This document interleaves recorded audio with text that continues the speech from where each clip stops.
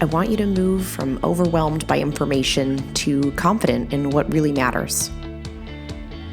I want to help you move from being unsure towards direction and purpose in your healthcare.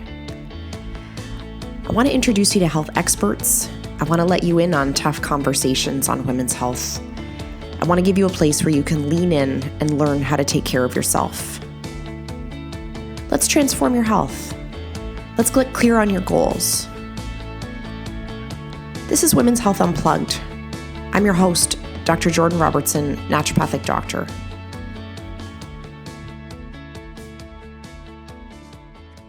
Welcome to another episode of Women's Health Unplugged. I'm Dr. Jordan Robertson. I'm a naturopathic doctor in Ontario in Canada and tend to focus my personal practice on women's health, specifically on menopause. And because I work with that population of people or with women, there's often these sort of preventative conversations creeping in about neurological health, about worrying about risks around things like dementia, Parkinson's, and other neurodegenerative diseases. And I wanted to bring in a conversation today with one of my new friends and experts in the field, Dr. Pamela Hutchinson, who is a naturopathic doctor in British Columbia. Pam, thanks for joining me on the show today. Oh, you're so welcome. I'm really honored to be here. Thank you, Jordan. I'm really excited. I feel like both of us lived through our careers far too long without knowing each other. And then Agreed. Now we've become these fast friends over the last 6 months or so. We have so much in common, Pam, and I really appreciate and respect the level of professionalism and evidence that you bring to this conversation around neurological health. Well, thank you for saying that. And I think the reason why I'm so grateful to be here is because of the voice you've given in our profession towards evidence-informed practice. It's something that we can embrace and do better, and really adds to the practice of naturopathic medicine in such a beneficial and important way. And I think we need to keep this conversation going and keep this as one of the guiding lights of our profession. So one of the things I find so fascinating about what you do, I haven't touched neurological health and neurological disease with a 10-foot pole in my practice and in my research and in my work. And I think I've shied away from it because I didn't understand or know how I didn't understand the integrative options for supporting patients with brain health, maybe until the last year or so, where I really started to dive in on some of the hormonal challenges with respect to cognitive health, became much more interested in it with myself over the last year. But then here you are, this has been the basis of a lot of your work throughout your career. Can you walk us through how you got to this spot in your career and why you're so interested in neurological health? And then for our listeners who are listening are going, well, I don't have a neurological disease, right? How does this relate to the general wider conversation of women's health? That was a lot of questions, right? All at once. I'm actively taking notes. Just to jump to one thing, we all have a brain. And I think that if we're looking at how we can maximize our satisfaction in life over time, it is really critical that we get brain health right. It's probably the leading contributor to someone having a satisfying, let's call it a health span in their life. So I think anything that we talk about in the world of brain health can be applied directly to certain patient populations, but is also really key to being a human being that wants to live this full and luscious life, right? We all want to be cognitively intact until we pass. So I think it's important for everyone, women, men, all genders, and so hopefully I'll be able to give your listeners some good information today that they can take home. So I graduated from naturopathic college almost 22 years ago. Well, exactly 22 years ago. But my interest in neurological and mental health started, neurological medicine and mental health started before I was born. I was the second birth in my family, but my older siblings were twins who were born under unfortunate circumstances where one of them got a birth injury. So they experienced hypoxia and developed a really severe form of cerebral palsy. And that was 4 years before I was born. So when I came into my family was in full medical management of someone with a severe neurological condition. And I just grew up, but that was the water that I was in. And it led me to a lot of different things. It led me to being fascinated with the brain, how my sister could be so different from myself or my other sister, or then eventually my brother. And also experiencing what that challenge is like to grow up in a family where there's someone who has such high medical needs. What that does to a family is, even a loving family, which my family was very loving and supportive and remains very loving and supportive. It does have an effect on people's mental health across the board. There's various ways in which it does, as you can imagine. And so when I got to university, I was determined that I was going to be a psychologist or a psychiatrist, but I knew I'd wanted to do something in the world of mental health. And then discovered that I was really also very interested in how the brain works on a very what's the word I'm looking for? On a very mechanistic basis. So when I got to naturopathic medical school, my approach was to take everything that I'd learned and try to apply it to mental health and neurological health, which is what I've done. So my approach really started off as a niche approach. I had a lot of colleagues that came out of school, 22 years ago, and their approach was take all comers, and I really did that too. But whenever I was in the world of promoting myself, I was promoting myself in the neurological field and in the mental health field, and that became my passion. And so I'm curious there because, you're right. Like, so many of our colleagues will say like, well, I treat everything. And yet I think that maybe does this disservice to people who have these unique health needs, right? Like maybe the average person can work with someone who has bloating or someone who has acne or what have you. But when we start to talk about brain health, like the complexity of it, and maybe that's why I've shied away from it a little bit in my own personal practice, is because I never really felt good enough to tackle some of those pieces with my patients. And I also didn't really know what we could offer them, to be honest. Like, I think I felt like that there wasn't a lot of options or wasn't a lot of solutions. But you bring up sort of this idea of neurological reserve. And I'm curious about that because it almost bridges that conversation between like illness and wellness in a way that feels accessible to me. Like, how can we talk about brain health or learn from what we know about brain health in people who have a brain that is unwell or that has been diagnosed with a disease, and then extrapolate that to like, well, what should we do with the average person who is not suffering from a neurological disease? But taking a step back, like, talk to me about the neurological reserve piece, because that's a term that you use that wasn't like accessible to me. That wasn't something that I had even thought of.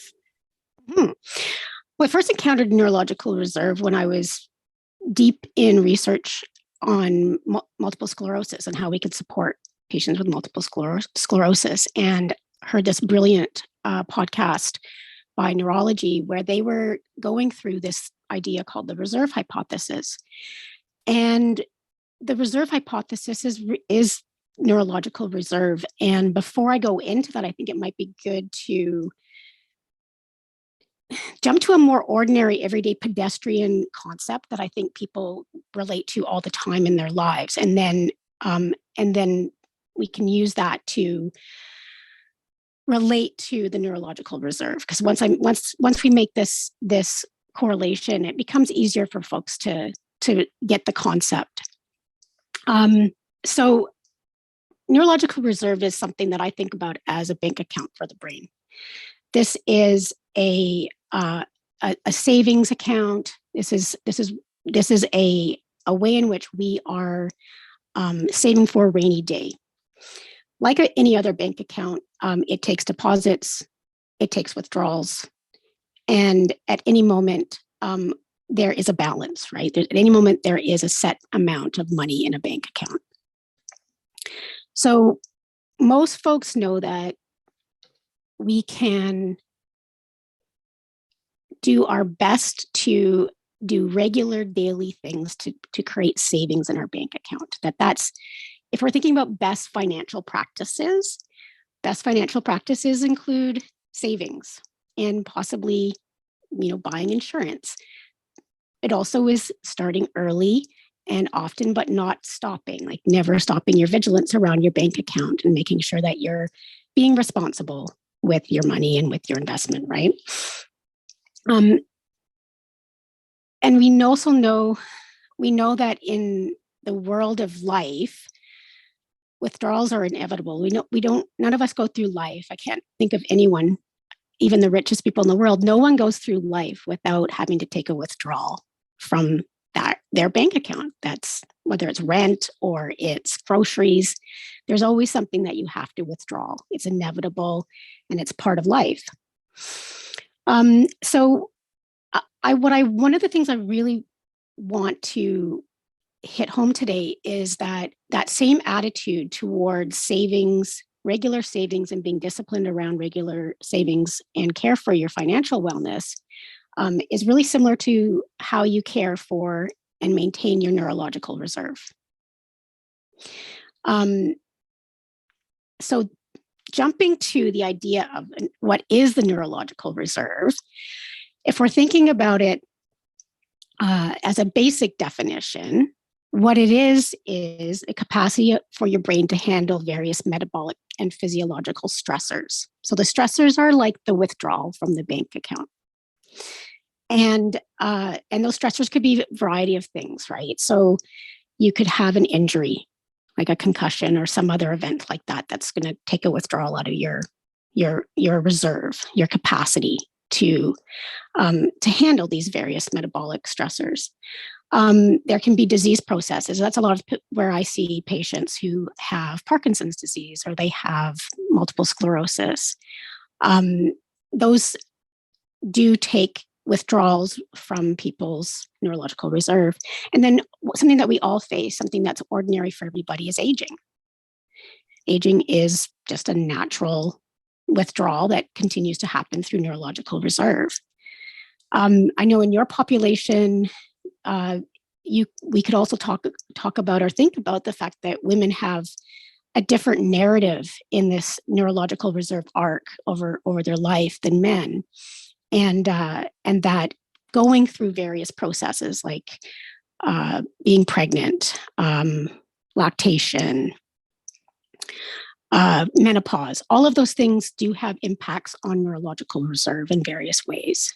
Our brain is constantly responding to the world around us and what's happening to us, and those things affect things that happen to us in our physiological processes and a natural arc of our life. There are things that are going to affect this neurological reserve. And so, when I hear what you're talking about, sort of like those daily practices, like my guess is there's kind of some, I don't want to say rules, but there are some things that would be, you'd want them to kind of feel non-negotiable about how you would support neurological reserve or support brain health on a daily basis. Like, what does that look like for the average person? Well, for the average person, it actually looks like a lot of the same things you would do for general health in general. It's just that there's an additional piece of knowledge here that not only are you doing good things for your heart health, for instance, you're also doing good things for your brain health when you do certain things. And there are some that are more specifically brain supportive than maybe cardiovascular supportive. But there are some practices that are really important. Like we want to make sure that people are aware that how they use their brain matters. So when there's a concept within Neurological Reserve, there's a concept that gets talked about quite a bit, which is cognitive reserve. So Neurological Reserve is made up of two different types of reserve. There's cognitive reserve, and then there's brain reserve. And cognitive reserve is essentially a reflection of how you've used your brain. So if you've used your brain to learn multiple languages, that builds your cognitive reserve. It's a reflection of the connections between the neurons in your brain. The more that we create a integrated web of neuronal connections in our brains, the more we build this cognitive reserve. And as we build that cognitive reserve, we're contributing to our neurological reserve. So it's why when, let's say you're doing a Montreal cognitive assessment, there's an added point for people who have had more than 12 years of education, because we know that those folks are they've used their brain in a way that adds to their neurological reserve and their resilience against things like an Alzheimer's dementia or other dementia processes. Do you want me to explain what the Montreal Cognitive Assessment is? Sure. Yeah, I think that's a great idea, because it's funny because when you start talking about that, like, the way that you use your brain, I immediately thought of like my grandma doing Sudoku like 10 years ago, right? And being like, I'm doing this for my brain. And I remember at the time being like, do we know that? Do we know that doing Sudoku is a good thing for someone in their 70s to be doing for their brain? Or is that just something that that we've been told or that we believe? But that's what it made me think of automatically. It is something that's helpful for the brain, and people are more motivated as they get older to do things like Sudoku or to do crossword puzzles, or I love the New York Times spelling bee. It's addictive. Wordle. People love Wordle. Those things, what they do is they exercise your brain, similar to how you would exercise and train for your body for any kind of competition or any kind of you could be training for life, basically, trying to keep yourself mobile and supple and able to do lots of physical things through your life. When we're working with our brains, we are there's a neurological rule, which is what you use, you myelinate. And when you look at the folks that really use their brain hard, so if you're a professor, I would say, Jordan, what you do is in this category. You're working with people, helping them with your brain. You're using your brain to think through complex problems. You're also using your brain to do lots of other things. So you have a very academic, cognitively demanding career. That is one of the ways we know that people who have that type of lifestyle, they do better over time in terms of building this cognitive reserve. So when they look at this in terms of research, what they do find is that the people who have more, and they use words like recreational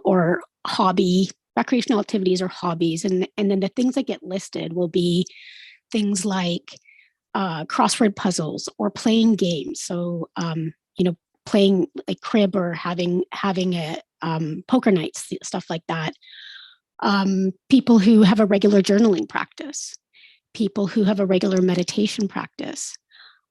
These folks are building their cognitive reserve, and the evidence is pretty good for that now, which is why I don't see this so much, but at a point there were these companies that were creating brain training software.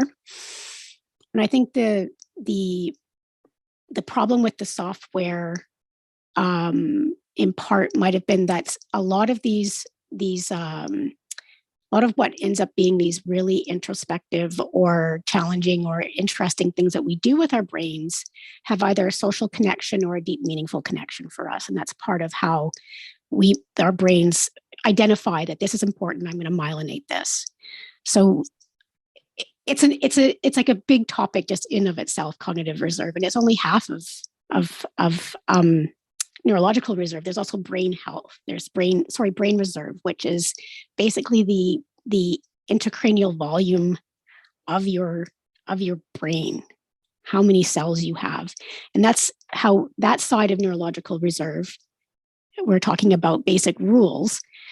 We can think about that part of how you support that part of your neurological reserve is in how you feed your body, how you use your body, and how, because your brain is existing within your body and your body is supporting your brain health, right? So if you have cardiovascular disease, we know that that's going to affect blood flow to your brain, for instance. So there is always a correlation between your body's health and your brain's health as well. I find that so interesting. I was thinking a lot of things while you were saying all of that. And partly like when I think about my own experience, I have a couple of examples, but that I didn't really think about my brain all that much until it was like in the way or it was a problem, right? Or showing up in my day, right? Like I could think about like my skin or like the things that you see. And then I don't know, I imagine there being this like black hole inside my head with like, you know, purple sparkles floating around. And like up there was just like this huge mystery. And I'm not talking about when I was 14, like I'm talking about when I was like 31, right? And I had graduated and was practicing as a healthcare professional. To me, I still didn't have any kind of like relationship with my brain because it had just kind of been there for me. It was not something that I needed to think about specifically. Whereas like now I almost view her as this like separate entity that, you know, has a place, you know, she has a, you know, mind of her own / a lot of opinions about how we need to run our life in order for her and I not to like crash and burn in like a huge dumpster fire. But that didn't come to me like naturally. That I didn't think about my brain health. I didn't think about until my mental health became a thing. And then it was like, you know, if I'm going to, you know, be up against a wall, like, I guess I have to kind of think about this part of my health. And then my other example of that is like, I didn't really think about exercise having that much of an influence on neurological health until I started really significantly training and realizing that I wasn't just tired from the actual physical exercise, that like my nervous system was tired from all the exercise. Yeah. Right? Like the CNS experience of weightlifting was something I had never had a experience with until it like got pushed to like this huge endpoint. And I realized I needed to take more rest, not because I was physically tired, but because my brain was tired. And it made me reflect on how often it is that we don't acknowledge parts of our body or parts of our health until we can't get out of bed because of them. And then we're like, oh, like that's a thing. Like I should pay attention to that. How do we bridge that conversation for like the average Jane to care more about her brain health? Like, where does it show up for her day to day that she may not even realize? Well, that's a good question. I think like when we're younger, our brains tend to work well for most of us, right? I think one of the privileges, it's kind of funny to use that word, but one of the privileges I had was being the abundance awareness that your brain is precious. By having a sibling who just basically could not speak. With that experience, I knew that coming into the world with a brain that worked, and luckily a brain that worked really well, that I had this incredible opportunity in life to use it. But I never went through life with this belief that it would always be there for me, because there's just so many reminders that it wouldn't be. So I come at this a bit from the perspective of, with the folks that I work with, they come to see me because there's a problem. Either they're experiencing a serious depression, or premenstrual dysphoric disorder, or they're experiencing, they've had a life-changing diagnosis. They're a 30-year-old woman and they've gotten MS, or they're an elderly person, or not even that elderly. Like a lot of people actually get diagnosed with Parkinson's in middle age. And so this middle-aged person who might be in the peak of their life, and then they're being affected by the potential that they're going to become disabled and progressively disabled through the rest of their life. Those are pretty harsh realities that folks come in with. And so I'm used to working, I guess to answer your question to a certain extent, I'm used to working with the people where there's been that life event that's been so made it so evident how important brain health is to them. And so for the ordinary person, I think that's why I like talking about neurological reserve, because I think we need to have some way in which we make the connection to the fact that there's always withdrawals. A withdrawal can happen at any time. You may not expect it. I remember in 2019, I was on my way to do the last lake swim of the season for me. I love swimming and riding my bike and running. And I was so excited. I was on my bike. I was going 30 kilometers an hour because I had my watch on. I knew how fast I was going. And I drove right into a car. And I had a significant concussion from that. I had, no idea that was coming. That was not on my agenda for the day. I remember the song I was listening to. I was listening to Mary J. Blige. And I was just in a fantastic mood, and suddenly my day changed. And then that changed the next 6 months of my life. And, for me, of course, like that was really upsetting because I used my brain a lot for my life, but also it really highlighted for me how easily this can happen for people. So people intuitively know things, like they know that if they were given a choice that, you had to give up one organ or one part of your body, and were given a choice between their leg and their brain, they're going to go brain. Like, who's going to go, oh no, I just want to be a disembodied leg? Like, everybody's going to go brain, right? 100%. I think you choose brain 100% of the time. I think you choose brain all the time. And that's because that's where we live, right? We live in our brains. We kind of are our brains. We're our whole body too, but our brains are us. And so sometimes I think how we make this an important conversation through time is well, without scaring people, we do want people to know at the same time that withdrawals are inevitable, whether it's through aging process. And people see that with their parents, or they'll see that with their grandparents, that aging is inevitable. There are things that happen, even when we're in our 20s and we're completely in denial that we're going to age, which was me. I did not think I was going to age. Now I'm almost 50, and yeah, 100% aging.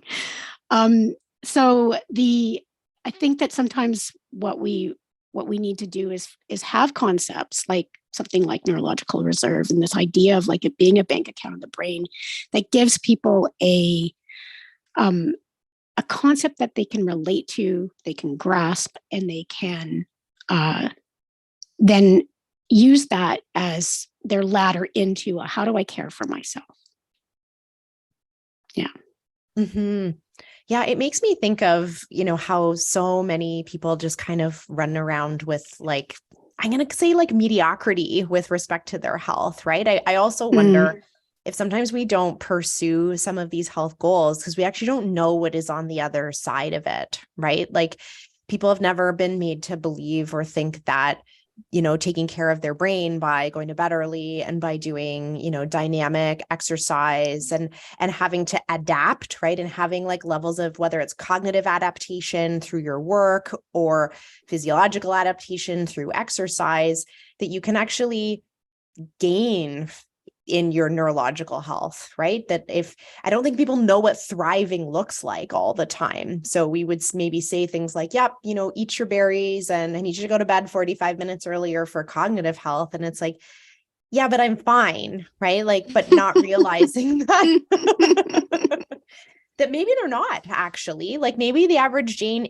actually isn't as cognitively flexible or as well as we want her to be.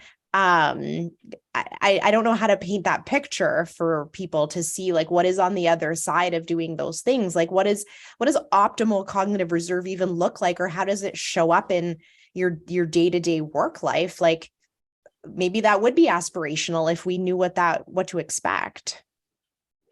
I think what one of the things I would say is that people can go through times where their brain is not functioning at its best, and that might be some of the signals for that could be things like difficulty thinking and brain fog. It could be things like mood disorders can be a sign that the brain is not working at its best. Depression can be kind of a symptom of problems within the brain. Optimal brain health over time really looks like someone is confident that their brain's going to be there for them as they challenge it. Is meeting the demands of your life. And one of the things I find is people intuitively know when something's awry. And one of the places that we'll see a lot of people get concerned will be the middle-aged woman who is experiencing brain fog of menopause, perimenopause, having problems with memory. And one of the additional pieces of information that I think is really helpful and important for people to hear is that not only is brain health important, brains are also resilient. We have a lot of, in the common lingo now, there's the awareness of neuroplasticity. Neuroplasticity is basically a function that builds neurological reserve, and it's that whole idea that our brains change with whatever pressures are being placed upon our brain. Our brain can respond and develop new neuronal connections, and it's a very hopeful concept, and it's an important one for people to know, especially if you've had, let's say, a traumatic brain injury, or you have a diagnosis like Parkinson's disease or MS or mild cognitive impairment. That the game is not over. The game's not over at all. I find that it's extremely hard to convince people whose brains are working well that there's something that needs to be invested in, unless they've already been bought into it for some reason, whether they have a family member who is experiencing Parkinson's disease or Huntington's disease, or they themselves have some kind of evidence in their life that brain health is a thing. It is really hard. And that conversation is part of the reason why I wanted to talk about this with you, is that I think ordinary everyday folks can be doing the things that are giving themselves, basically setting themselves up for success over the long term. And maybe the reason why it's not very sexy, brain health in general, is because our brains largely, for the average person, our brains are largely there for us. And we don't realize the absolute magic that's happening every day for us to be able to be out there in the world and operating. The nervous system is absolutely phenomenal at what it does on a day-to-day basis. And we have no idea. We have no idea this miracle that's happening. Like with you and I talking right now, there's an absolute incredible neurological miracle that's happening. And we're just calmly talking. We are not taking it for granted. We are totally embracing this neurological miracle that's happening. But I think that you're right. And when I think back to my patient population, the ones that are the most inclined to bring up brain health on their own, right? Without me being the one to be like, okay, let's like circle around to what's happening upstairs. Are the people that have had either a personal history, they've watched a parent transition with dementia or Alzheimer's, or they can see it, right? They saw and watched what that looked like, and they don't want that for themselves. Yeah. But you're right, without that touch point, I mean, even your story is so amazing in how you took that experience and it has changed the trajectory of the way you think about your brain and you think about everybody else's brain too. That you're right. Like it's this part of our health that is generally there for us when we're well. And so it's hard to help people understand why we would take this preventative approach for it, because we tend to abuse the parts of our health that are there, right? It's only when it becomes a big issue that we maybe want to turn and look at it a bit more squarely. Yeah, I think that's a great way to look at it, is that we are in general focused on the things that are not working. And the things that are working, we tend to take for granted. The challenge is that with neurological health and brain health, it's this one organ that, as I said before, it's this one organ where we really want it to work for our whole life. Like we can do without certain organs, but we really live in our brains. We are our brains, and so we want this one to be tip-top condition for as long as possible in our lives in order to have the greatest quality of life over time.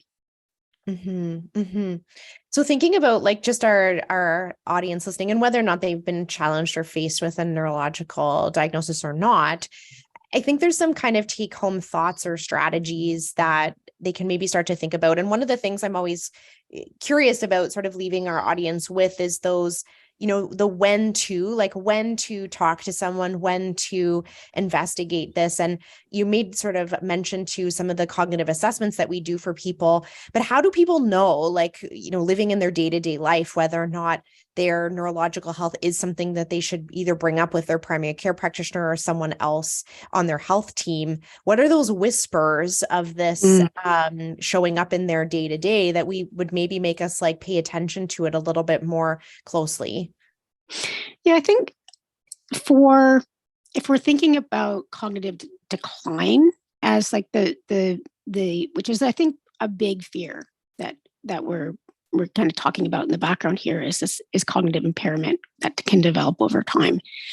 Some of the early signs of that are things like memory problems, word finding. Unfortunately, those things can also be really normal part of aging, and for women can be a really normal part of their menopausal journey. So I don't want to create too much fear around those things. And at the same time, if you, let's say, that you have a family history of dementia, especially early onset dementia, and you start to see yourself being challenged with word finding, or particularly forgetting overlearned facts. So forgetting your PIN number that you use every day for something, forgetting or getting lost in a familiar environment.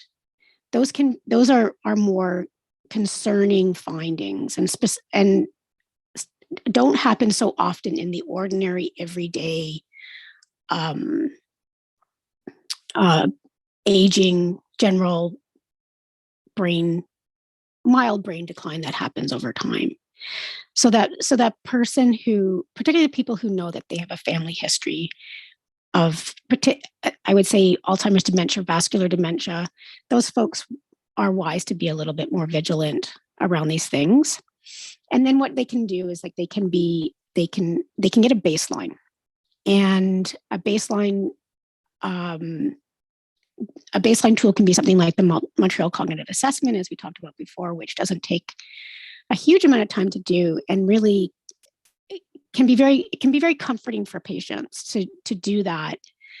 There are some challenging parts to it, and when they see their brains actually performing as expected for that. That can also be comforting because they realize, oh, this is most likely just the brain fog of menopause. There's not some sinister thing that's growing in the background. But getting that baseline can be helpful because then you have something to refer to in a year out. So if you are someone who sees yourself as vulnerable because of your family history, that is an exercise you can go through. And generally, what I look for when patients come in and they're concerned about their memory, which is a really common experience for me, is having patients come in and be, I'm really concerned about how my brain's working. I'll run through a quick assessment with them, just a few questions that have been shown to be fairly sensitive, and whether or not we need to be worried. And then if there is something that's standing out or they have a really strong family history, then we can go on and do other types of assessments and get a baseline. And then we're checking in about a year's time. Things don't happen super fast. So usually a year's time, even 2 years' time is reasonable. That's so great. That I like that you said, we don't want to be over like worried, or we're not trying to instill fear, but also, I also think people know their brains, right? And when they do start to have those little, I always call them whispers of change in their health, and not feeling like they know where to go with it. I think that's also one of the challenges, because we can, shove a lot of those symptoms under the rug, or we may pass it off as like stress or what have you. But having something that you can really put your finger on of whether or not that deserves a conversation with your healthcare practitioner is really valuable. And then lastly, Pam, like I would love, you alluded to a lot of like take home kind of strategies there for people to be thinking about, like, we want to exercise our brain. We just want to maybe exercise, period, because that's also good for our brain. I heard you mention things like journaling and gratitude and meditation and things that take some of those like daily practices. Would you add anything to that list? I mean, I think that those things are wonderful tools that average person can consider as part of like their everyday brain deposits. But was there anything that we missed there? Like we didn't touch a lot on nutrition, but we did just talk about how, good health, begets good brain health. But did we miss anything from that? The way that you would educate the average person about supporting their neurological reserve? Yeah, I think the first thing that I would say is that, again, like a savings account, there would be things that you take to protect your savings. And you want to do the same thing with your brain reserve or your neurological reserve. So this is some pretty basic stuff, but this is critically important things that people can do to protect their brains is basically to prevent injury.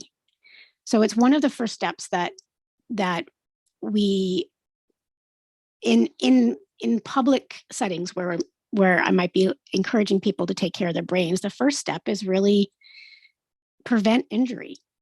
Prevent an injury to your brain in a variety of ways. That can be, if you work on a work site where you have an issue, a risk of a brain injury, wear a helmet, wear your seatbelt. You're much better off getting a concussion than a traumatic brain injury. And the seatbelt can be the difference there between those two things.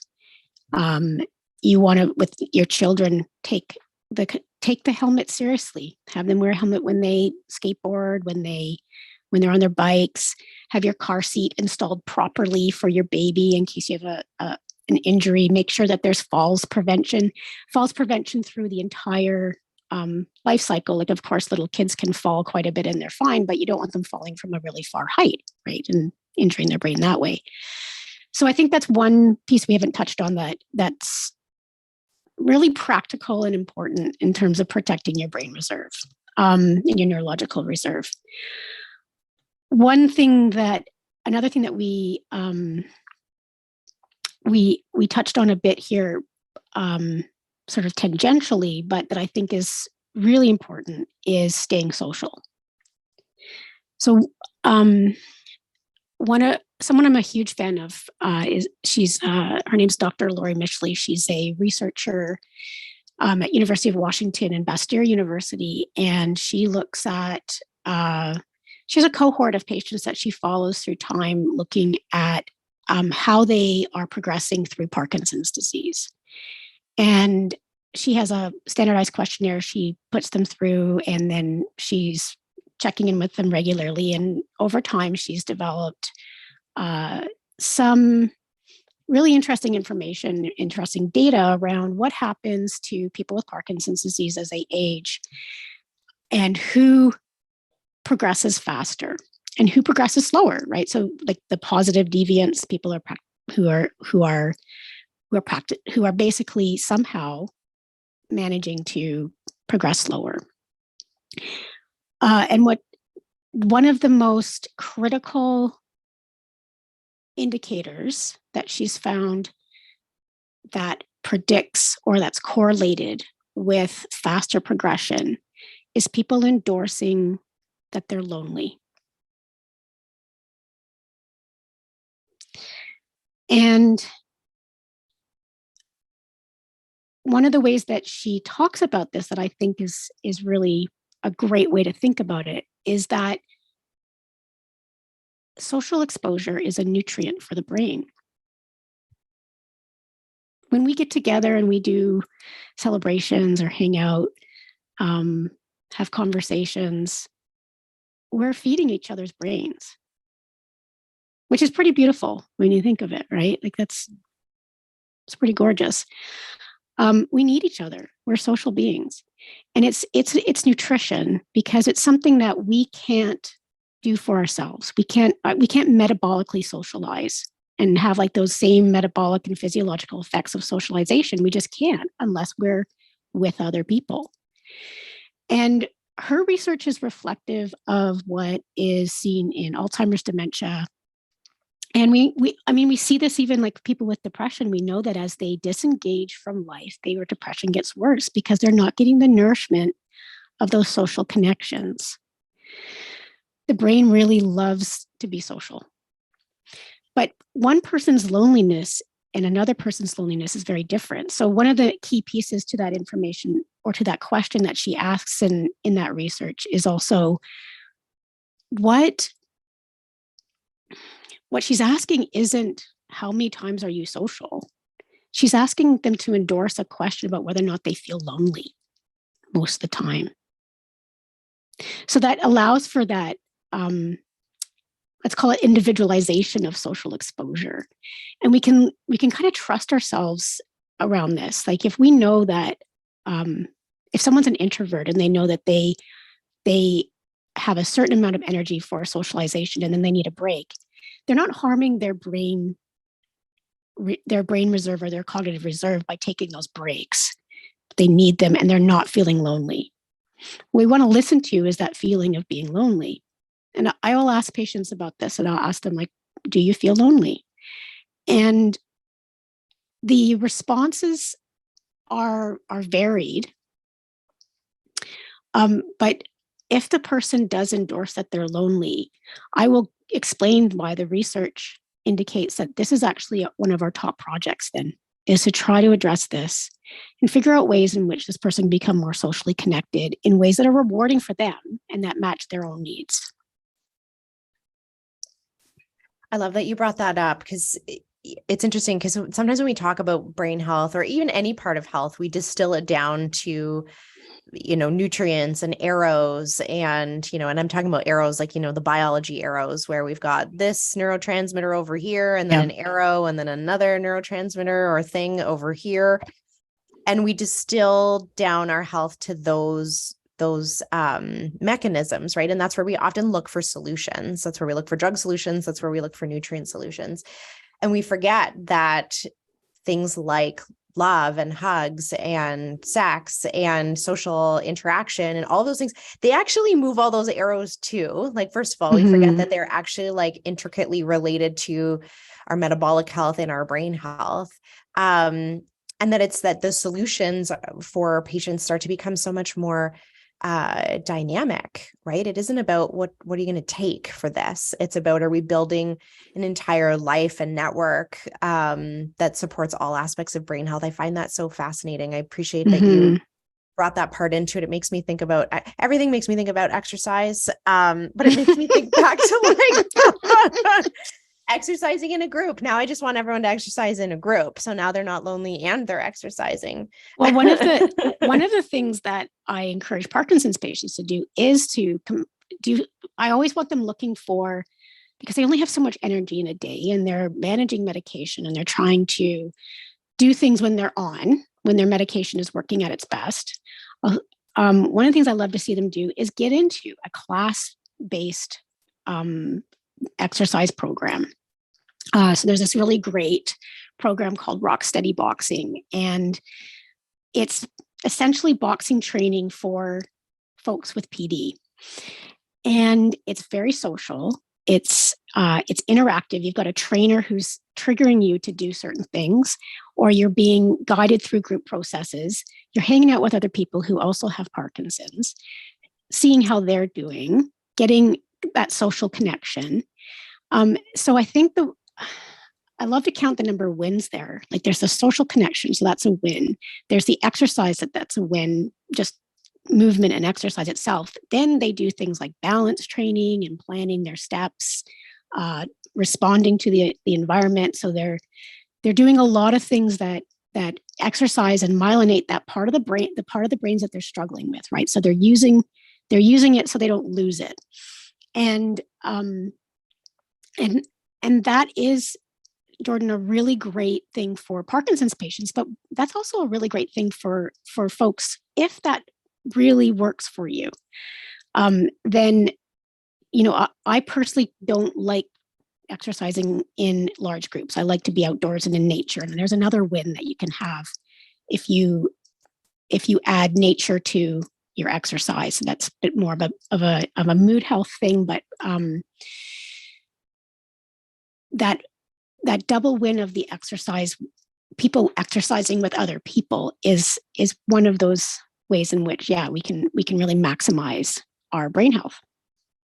I also would say with exercise that there's thresholds, right? So if we're looking at brain health on the whole, and where the research is on this right now is that, and this, as a weightlifter, you'll be a little bit disappointed in hearing this, but the majority of the research is showing that it's aerobic exercise that does the largest amount of benefit for brain health.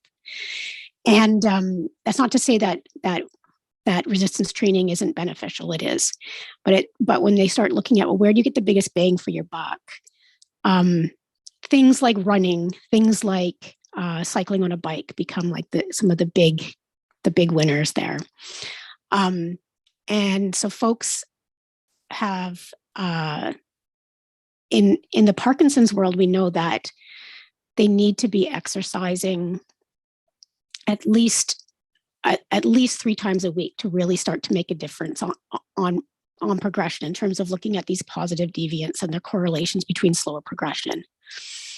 And in the general population and in the Parkinson's population, we could say that yes, that's great if you can establish a 3 times a week cadence with your exercise. That's brilliant. And you want it to be moderate to vigorous, but more is better. And novelty is good. The more that you sort of switch things up for your brain, you're telling your brain, oh, I'm going to just switch this up a bit, which means you have to accommodate and remyelinate or work some new pathways. So exercises, I have a pretty big obsession with how to inspire people to exercise because it's such a huge part of brain health. And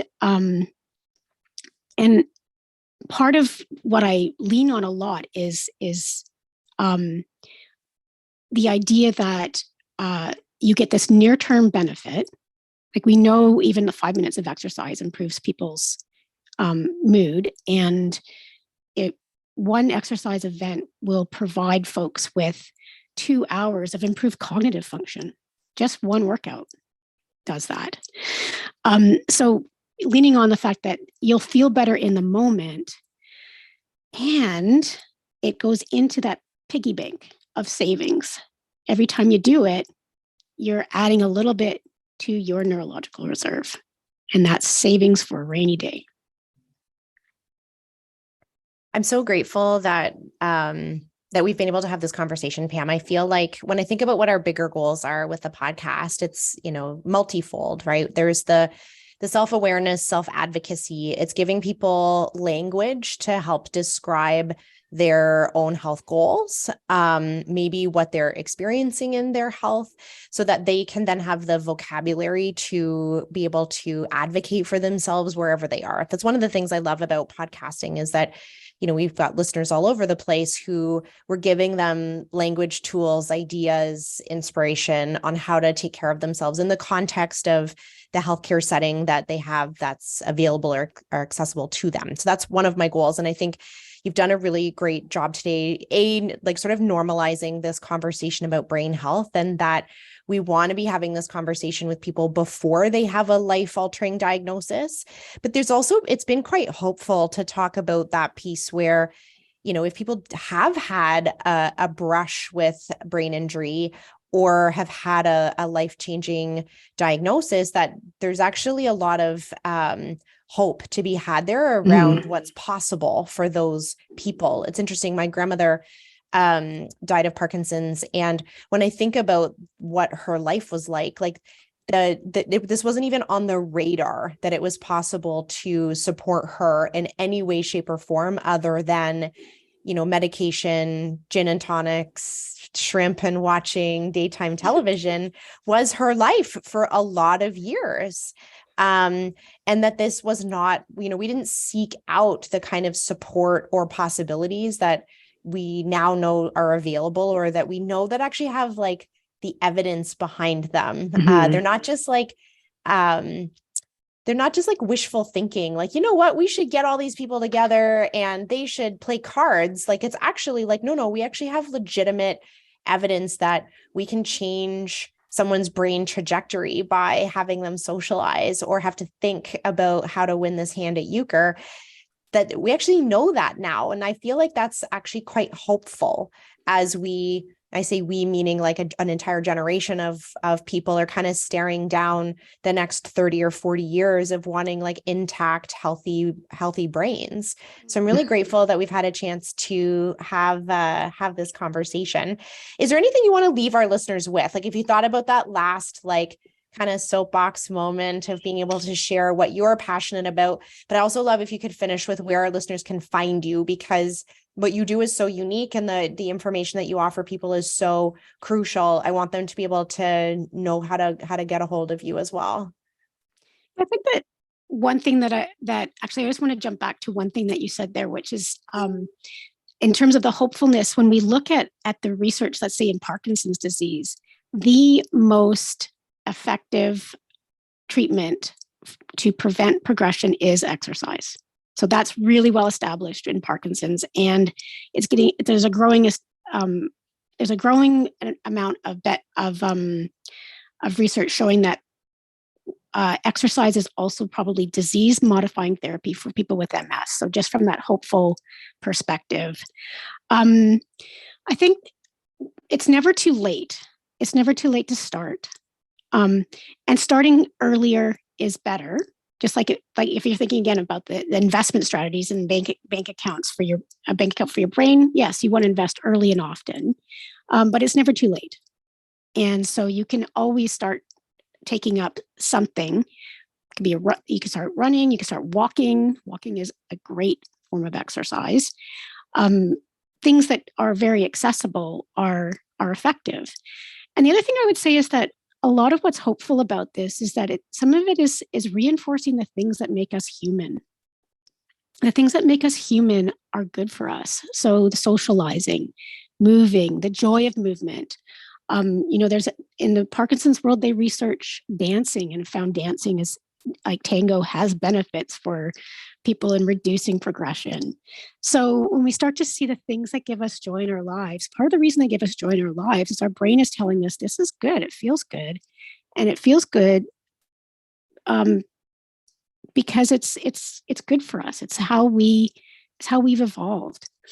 One of the time I was speaking with our dietitian at Acacia about the Mediterranean diet. And one thing she said that was really interesting, she said, one of the things that gets taken for granted is that in the Mediterranean diet, in Mediterranean cultures, they tend to eat together in big social meetings. Like, it's an event. It's not, a meal is an event where everyone gets together. It's not just like sit down, watch TV, eat a meal. It's a social gathering. And that's probably some of the benefit that we see in those studies where they look at Mediterranean cultures and their diets and how they seem to have some neuroprotective influences. So I think that my big take home is really to see it as something that is accessible and available to you now. And if you put investments into it now, you will get benefits into the future. It's never too late to start, as I mentioned. And then people can find me. Lately, I've been mainly on Instagram, and my Instagram handle is Dr. Pamela Hutchinson, ND, on Instagram. And if they want to know more about the clinic that I work at, or the clinic I own, they can check out acaciahealth.ca. Amazing. And we'll put the links to all of that, Pam, in the show notes, so people can click right there through the episode. I'm so happy that you and I have connected. I feel like, again, like it was one of those people where I'm like, why haven't we been connected for the last 15 years of my career? But I'm excited to share what you offer with our audience. I'm really excited for you to connect with our clinician group in the spring. Pam's going to be joining the Confident Clinician for a month to help support our clinicians on how to help their patients that are struggling with a neurological diagnosis. Thank you so much for spending the time with me today, Pam. Thanks for having me, Jordan. It's such a pleasure to get a chance to chat with you and also to share this information. So thank you so much for this opportunity. I'm really grateful for it. I hope you enjoyed that episode of Women's Health Unplugged. My goal is to help you feel more confident about your health. Please remember that what we talked about today in the podcast does not constitute medical advice, nor was a doctor-patient relationship formed. If you have questions about your healthcare or about how today's topic pertains to you, please take it up with your family doctor, your specialist, or someone on your health team.